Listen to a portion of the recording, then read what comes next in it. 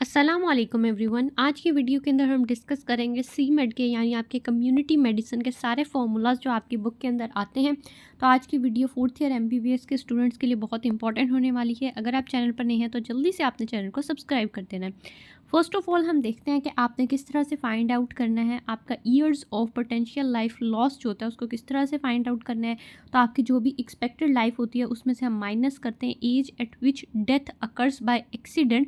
तो उससे हम कैलकुलेट कर लेते हैं मेल्स के लिए it is 66 years and females के लिए एक्सपेक्टेड लाइफ जो होती है दैट इज़ 67 ईयर्स। तो ये आपके इंपॉर्टेंट एमसीक्यू पॉइंट्स भी हैं। Bed occupancy rate in hospitals हम किस तरह से फाइंड आउट करते हैं। तो इसके अंदर आपके पास एवरेज बेड की जो ऑक्यूपेंसी है यानी कितने ऑक्यूपाइड हैं ओवर आपने लिखना है जी एवरेज बेड जितने अवेलेबल हैं और उसको 100 से मल्टीप्लाई कर देना है। जैसा कि आपके पास 100 अवेलेबल बेड्स हैं और उसमें से 90 जो है वो आपके पास ऑक्यूपाइड हैं और 100 से इधर मल्टीप्लाई कर देना है तो आपके पास 90% आ जाएगा। इस तरह से आपके पास जो आइडियल वैल्यू होनी चाहिए वो आपके पास होनी चाहिए 85% और पाकिस्तान में 93% है। तो ये आपने याद रखना है। ह्यूमन डेवलपमेंट इंडेक्स क्या होता है हमारे पास। तो ये आपके पास जो भी एक्चुअल वैल्यू होगी उसमें से आपने माइनस करना है मिनिमम वैल्यू को और नीचे आपने उसके रखना है कि मैक्सिमम वैल्यू को माइनस करना है मिनिमम वैल्यू। तो वैल्यू से तो ये आपके पास आ जाएगा। इसको और तरीके से भी कैलकुलेट कर सकते हैं जैसा कि आपके पास जो लाइफ है एजुकेशन है और साथ ही इनकम है उसका 1/3 आपने ले लेना है। तो इस तरह से भी आपके पास कैलकुलेट हो जाएगा। जो हाई आपके पास ह्यूमन डेवलपमेंट इंडेक्स होता है दैट इज़ मोर देन और इक्वल टू 0.8। मीडियम जो होता है वो 0.5 से 0.7 होता है और जो लो आपके पास होता है दैट इज़ लेस देन 0.5। उसके बाद जी हम देखते हैं कि पर कैपिटा इनकम क्या होती है आपके पास। तो टोटल जो आपकी इनकम होती है in specific area divided by the total population in that area. तो ये आपके पास आ जाता है जी per capita income. Measure of mortality हम देख लेते हैं। तो इसके अंदर सबसे पहले हमारे पास आ जाता है जी क्रूड डेथ रेट है आपके पास। इसके अंदर क्या होता है नंबर ऑफ जितनी भी आपके पास डेथ्स हैं in a year over the mid year population. Mid year population इसलिए लेते हैं क्योंकि आपके पास जनवरी में पॉपुलेशन ज़्यादा होती है और आपके पास आपके पास जनवरी में पॉपुलेशन कम होती है एंड दिसंबर में आपके पास पॉपुलेशन ज़्यादा हो जाती है। तो इसलिए हम मिड ईयर पॉपुलेशन यानी आपके पास जुलाई की पॉपुलेशन को लेते हैं और उसको मल्टीप्लाई बाय 1000 कर देना है। नेक्स्ट पर आप देखेंगे आपके पास स्पेसिफिक डेथ रेट क्या होता है। तो आपके पास number of deaths of a person due to the disease in any year. ठीक है, डिजीज़ की वजह से जितनी भी डेथ हुई हैं ओवर आपके पास मिड ईयर पॉपुलेशन आ जाएगी और मल्टीप्लाई बाय 1000 या 100 जैसे कि आप पर 1000 पॉपुलेशन में देख रहे हैं या आप पर 100 पॉपुलेशन में देख रहे हैं तो आपने उसके अकॉर्डिंग लगाना होता है। उसके बाद जी हमारे पास आ जाता है कि टाइम। पहले था हमारा कॉज स्पेसिफिक डेथ रेट, अब हमारे पास है टाइम स्पेसिफिक डेथ रेट। तो उसके अंदर हमारे पास आ जाता है नंबर ऑफ कितनी डेथ है in of a person in week multiply by 52 over mid year population into 1000। उसके बाद एज स्पेसिफिक डेथ रेट आ जाता है हमारे पास। तो number of deaths of a person aged जितनी भी एज है एक्स एज हमने कंसीडर कर ली है इन एनी ईयर। ठीक है, और number of person age of that year जिस ईयर के लोगों की हम डेथ रेट कैलकुलेट कर रहे हैं उसी के जो ईयर के लोग हैं उनका टोटल नीचे लिखना है और मल्टीप्लाई बाय 1000 करना है। नेक्स्ट पर हमारे पास आ जाता है जी सेक्स स्पेसिफिक डेथ रेट आपके पास क्या होता है। तो number of death of a gender, कोई भी आपने फीमेल या मेल ले लिया, फीटल या आपने पेरीनेटल डेथ या आपने कोई भी डेथ जो है वो कैलकुलेट करनी है तो आपने उसको ऊपर रख लिया, उसके जितने भी टोटल नीचे थे आपने नीचे रख लिया और उसको मल्टीप्लाई बाय 1000 कर दिया।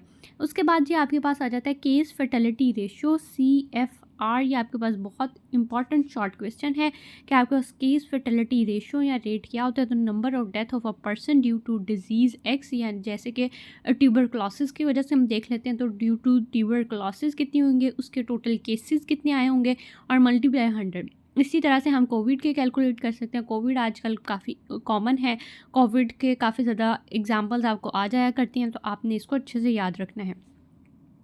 नेक्स्ट पर आपके पास आ जाता है जी प्रोपोर्शनल मोर्टेलिटी रेशियो PMR। ये क्या होता है आपके पास डिजीज़ स्पेसिफिक है, एज स्पेसिफिक है। डिजीज़ स्पेसिफिक के अंदर number of disease of a person due to that disease in any year over the number of deaths of a person due to all causes in the same year. इसको 100 से multiply कर देना है। Then we have the age specific, आपके पास proportional mortality ratio, तो number of death of a person aged X in any year over the number of death of a person due to all specific causes in the same year, और इसको multiply by 100 कर देना है। उसके बाद जी next देखें, we have the survival rate. Survival rate क्या होता है कि number of patient alive after the period, यानी कोविड के बाद अगर हम चेक करें कि सर्वाइवल रेट क्या है तो कितने लोग उससे बच गए हैं और कितनों को डायग्नोस हुआ था या ट्रीट हो गए और उसको मल्टीप्लाई बाय 100 कर देंगे, तो that is the survival rate. उसके बाद जी हमारे पास आ जाता है एडजस्टेड और स्टैंडर्डाइज्ड डेथ रेट्स। तो आपके पास डायरेक्ट होता है, आपके पास इनडायरेक्ट होता है। ये भी आपके पास इंपॉर्टेंट शॉर्ट क्वेश्चन है कि total number of expected death कितनी है ओवर स्टैंडर्ड पॉपुलेशन कितनी है, इनटू 1000 कर दिया। उसके बाद इनडायरेक्ट हमारे पास क्या होती है, observe death over expected into 100, observe over expected into 100। ये आपके पास बहुत इंपॉर्टेंट फॉर्मूला है, इसको आपने याद रखना है, दैट इज़ इम्पॉर्टेंट। उसके बाद आपके पास आ जाता है जी मेजर्स ऑफ मॉर्बिडिटी, तो उसके अंदर इंसिडेंस आ जाता है। फर्स्ट ऑफ ऑल इंसिडेंस आपके पास होता क्या है, तो इसके अंदर क्यूमुलेटिव इंसिडेंस है, आपके पास इंसिडेंट डेंसिटी है, आपके पास इंसिडेंस रेट है। सबसे पहले क्यूमुलेटिव इंसिडेंस देख लेते हैं। तो आपके पास number of new cases of the disease जो आए हैं in a specific period over the population at risk जो है ड्यूरिंग सेम इंटरवल इनटू 100। जितने आपके पास केसेस आए हैं, जैसे कि आपके पास 9 केसेस आए हैं और आपके पास एक्सपोज 20 लोग हुए थे, तो 20 रिस्क पर थे और 9 केसेस 20 में से आए हैं, तो इस तरह से आपने उसको कैलकुलेट कर लिया। Then we have the incidence density. Incidence density क्या होता है, number of new cases of a disease आपके पास जो आए हैं in a specific period Y over the population at risk minus population at time of observation. जितनी risk पे है उसमें से माइनस करना है कितनी ऑब्जर्वेशन में है, इनटू 1000 कर देना है। Then we have the incidence rate आ जाता है, तो number of spells of the sickness of the disease X during period Y, ठीक है जी। उसके बाद आपके पास मीन पॉपुलेशन एट रिस्क आ जाती है ड्यूरिंग सेम इंटरवल और 1000 से मल्टीप्लाई कर देना है। Then we have the attack rate. Attack rate के अंदर क्या होता है कि आपके पास number of new cases of a disease आ जाते हैं over the population at risk into 100। उसके बाद आपके पास सेकेंडरी अटैक रेट है, उसके अंदर number of expose person during the disease, ठीक है, during intubation period. Longest intubation period को हम कंसीडर करते हैं, ये भी आपने याद रखना है, ये आपका एक बहुत इंपॉर्टेंट MCQ है। देन आपके पास आ जाता है जी टोटल नंबर जितने एक्सपोज्ड हुए हैं और उसको 100 से मल्टीप्लाई कर देना है। देन हमारे पास आ जाता है कि आपके पास प्रेवलेंस क्या होती है, तो 2 तरह की प्रेवलेंस है हमारे पास, पॉइंट प्रेवलेंस है एंड आपके पास पीरियड प्रेवलेंस है। जो आपके पास पॉइंट प्रेवलेंस होती है वो एक स्पेसिफिक पॉइंट के लिए होती है और जो पीरियड होती है वो एक स्पेसिफिक टाइम इंटरवल के लिए होती है। तो पॉइंट में देखें, number of all current cases जो होंगे आपके पास वो आएंगे ओवर द सेम, जो आपके पास पॉइंट पे पॉपुलेशन है दैट इज़ 100 से मल्टीप्लाई कर देंगे। इसी तरह पीरियड देखें तो एक स्पेसिफिक पीरियड के लिए हम देखेंगे, जैसे 10 दिन के अंदर हम देख रहे हैं, तो ये एक हमारी पीरियड प्रेवलेंस आ जाएगी। उसके बाद जी हमारे पास रिलेशन है इंसिडेंस का विद द प्रेवलेंस। तो आपके पास क्या होता है, आपके पास प्रेवलेंस है इज़ इक्वल टू आपके पास इंसिडेंस इनटू ड्यूरेशन। तो ये आपके पास बहुत इंपॉर्टेंट फॉर्मूला है, इसको आपने याद रखना है। केस कंट्रोल स्टडी देख लेते हैं। तो ये आपके पास केसेस हैं, ये आपके पास कंट्रोल है, पॉजिटिव है, नेगेटिव है, ABCD इस तरह से आ जाता है। इस तरह से आप टोटल करके लिख लेते हैं। केसेस अगर हमने फाइंड करने हैं तो A/A+C हमारे पास आ जाता है, A/A+C आ जाएगा। और अगर हमने कंट्रोल्स फाइंड करने हैं तो हमारे पास B/B+D आ जाएगा। तो इस तरह से कैलकुलेट करना है। नेक्स्ट पर आप देखें कि हमारे पास ऑड्स रेशियो क्या होती है, तो आपने क्रॉस मल्टीप्लाई सिंपली कर लेना है, तो दैट इज़ ऑड्स रेशियो। इस तरह से आपने क्रॉस मल्टीप्लाई कर लेना है, तो that is odds ratio AD/BC। Then आपके पास आ जाती है कोहॉर्ट स्टडी। कोहॉर्ट स्टडी के अंदर क्या होता है, एक्सपोज्ड और नॉन एक्सपोज्ड आते हैं।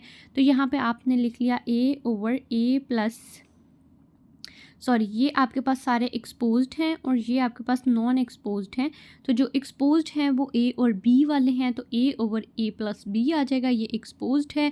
और अगर आपने नॉन एक्सपोज देखने हैं तो इसके अंदर आपके ऊपर C over C plus D आ जाएगा। तो ये आपके पास नॉन एक्सपोज है। उसके बाद अगर हमने रिस्क जो है कैलकुलेट करना है, रिलेटिव रिस्क कैलकुलेट करना है, तो उसके लिए क्या होता है, हमारे पास एक्सपोज्ड ओवर नॉन एक्सपोज्ड की हम रेशियो ले लेते हैं। तो एक्सपोज्ड में हमारे पास ए ओवर ए प्लस बी है और नीचे हमारे पास सी ओवर सी प्लस डी है। तो इस तरह से आपने कैलकुलेट करना है। अगर वैल्यू आपके पास इक्वल टू 1 है तो कोई एसोसिएशन नहीं है, अगर आपके पास लेस देन 1 है तो आपके पास लेस देन 1 है, सॉरी, तो आपके पास नेगेटिव एसोसिएशन है, और अगर आपके पास ग्रेटर देन 1 है तो आपके पास पॉजिटिव एसोसिएशन है।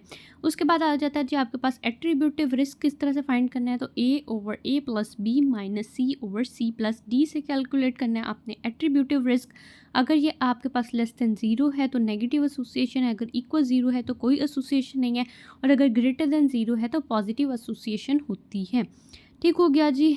उसके बाद हमारे पास आ जाता है कोफिशिएंट ऑफ कोरिलेशन किस तरह से फाइंड आउट करना है। तो ये आपके पास फॉर्मूला है। अगर आपके पास जो आर की वैल्यू है वो नियर टू -1 आती है तो आपके पास नेगेटिव एसोसिएशन है बिटवीन एक्स एंड वाई। अगर 0 आती है तो कोई एसोसिएशन नहीं है, और अगर पॉजिटिव में आती है तो आपके पास पॉजिटिव एसोसिएशन है।